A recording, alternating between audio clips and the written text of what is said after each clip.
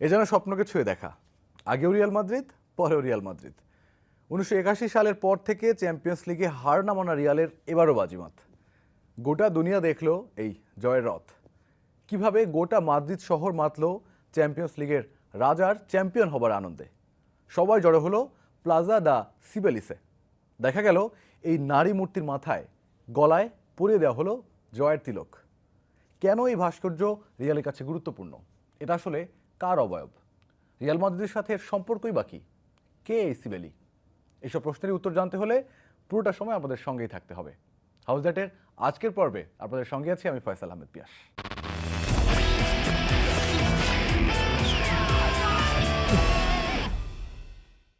আচ্ছা, ইউরোপে রিয়ালের ওপর আর কোনো কথা আছে? রিয়াল ভক্তদের কাছে স্বপ্নের ফাইনাল। উল্টো দিকে টনি ক্রুজ, রিউজের ছলছল চোখ। কি একটা ম্যাচ দেখলো দুনিয়া বলুন। কারভাহাল আর ভিনি ম্যাজিকে রাজত্বটা যে রিয়ালেরই তা যেন সবার চোখে আঙুল দিয়ে দেখিয়ে দিল ইউরোপের শীর্ষ ক্লাব প্রতিযোগিতায়। 18তম ফাইনাল, 15তম শিরোপা। যাই হোক, মূল আলাপে আসি। আপনারা জানেন মাদ্রিদের সমৃদ্ধ ইতিহাস রয়েছে। যে নারী মূর্তিকে আপনারা পর্দা দেখছেন এটি আসলে গ্রিক দেবী সিবেলির মূর্তি।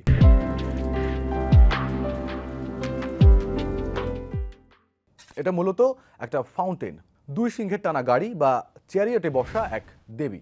এক হাতে ফুল, অন্য হাতে উন্নতি, সাফল্য আর সৌভাগ্যের চাবি। সিবেলি মূলত কৃষি, উর্বরতার দেবী।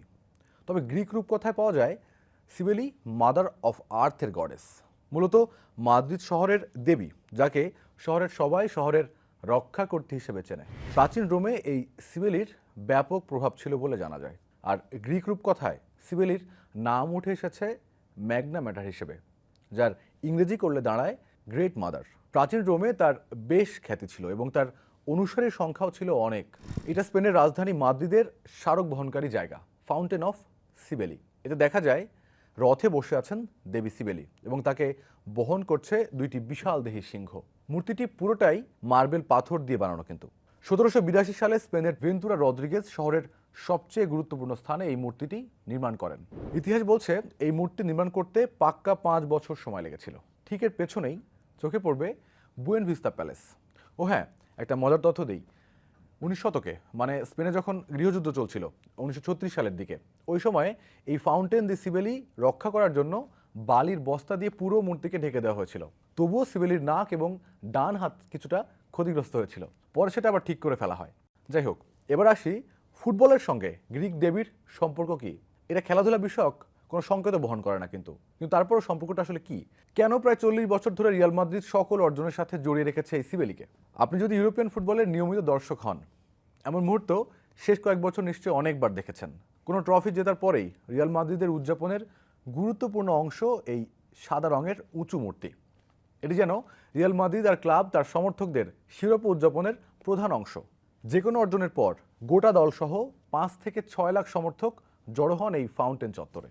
এরপর দলের অধিনায়ক ক্লাবের পতাকা আর স্কার্ফ পরিয়ে দেন এই সিবেলিকে আর উঁচিয়ে ধরেন শিরোপা।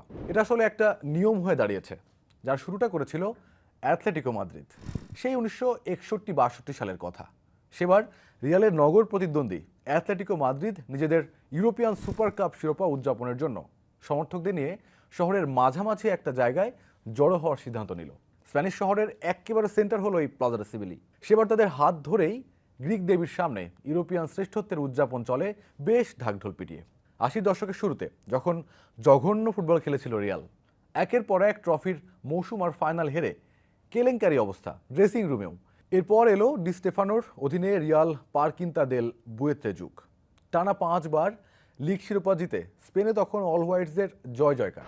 ওই সময় থেকেই মূলত সিবেলি চত্বরে দখল নেয় রিয়াল। অ্যাথলেটিকো ওই দাপটে কোণঠাসা হয়ে যায় এবং নিজেদের উদযাপনের জায়গা পাল্টাতে বাধ্য হয় মোটামুটি। এরপর থেকে রিয়াল মাদ্রিদের সকল আনন্দের কেন্দ্রস্থল এই সিবেলি চত্বর। গ্রিক দেবী কেবল অর্জনে নয়, যে কোনো আনন্দের উপলক্ষে মাদ্রিদ ফ্যানদের ভালোবাসার সাক্ষী। এই যেমন ধরুন 1986 সালে বিশ্বকাপের সময় রিয়ালের তৎকালীন তারকা এমিলিও বুত্রাগুয়েনো ডেনমার্কের বিপক্ষে স্পেনের হয়ে 4 গোল করে আলোচনায় আসে।